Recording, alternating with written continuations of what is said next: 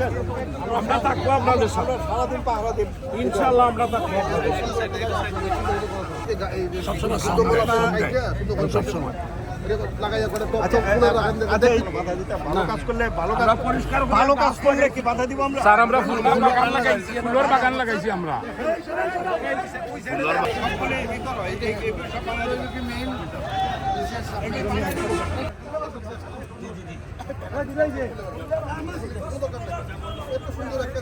Banner বেস্টুলো 2025 বিকালটা মারছে।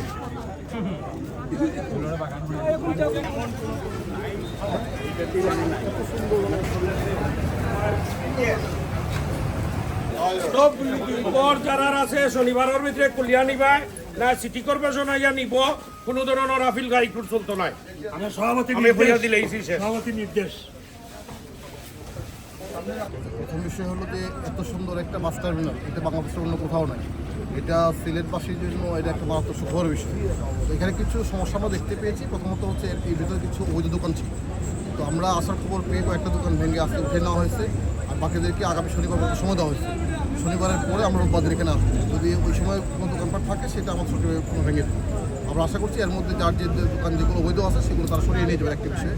আর দ্বিতীয়ত হচ্ছে এখানে কিছু মেনটেন্সের কিছু বিষয় রয়েছে, কিছু চেয়ারটের ভাঙ্গা, অপরিষ্কার, নোংরা, এগুলি যারা যারা আছেন এখন যারা ব্যবহার করছেন, আমাদের বাস মালিক সমিতি আমাদের সঙ্গে যারা আছেন তাদেরকে বলা হয়েছে সেটা এক্সট্রিম মশার কয়েল প্ল্যান্ট ফাইবার দিয়ে তৈরি, ডেঙ্গু চিকুনগুনিয়া বাহি সহ যে কোনো মশার বিরুদ্ধে দেয় এক্সট্রিম সুরক্ষা।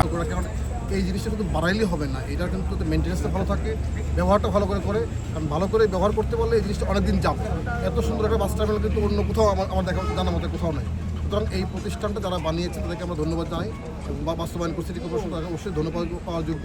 এবং আমরা আজকে সিটি কর্পোরেশন যৌথভাবে এখানে আসছি কারণ এই বিষয়গুলো নিয়ে আমাদের গত আইন শৃঙ্খলা মিটিং আলোচনা হয়েছে যে এখানে এই বাস টার্মিনালে কিছু দোকান অবৈধ হয়ে গেছে। তো সেই অবৈধ দোকানগুলোকে আইডেন্টিফাই করার জন্য আজকে মূলত এখানে আসছিলাম।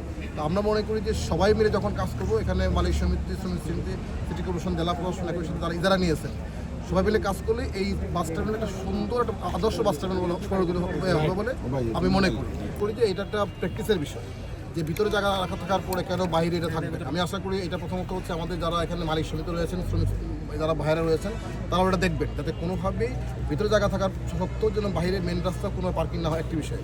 আর দ্বিতীয়ত হচ্ছে যে এখানে এখন যেটা হয়েছে আসলে বাসের সংখ্যা একটু বেড়েছে, সবগুলো বাসকে হয়তো পুরোপুরি অ্যাকোমোডেট করা যায় না, সেটা আমরা খেয়াল করছি যে আসলে বিকল্প ব্যবস্থা করা যায়। এটা অনুরোধ থাকবে যেটা সেটা হলো যখন জায়গা থাকবে ভিতরে অবশ্যই যেন তারা ভিতরে পার্কিং করে, কোনোভাবেই যেন বাইরে পার্কিং করে যানজট তৈরি না করে, জনগণের চলাচল অসুবিধা তৈরি না করে। আমরা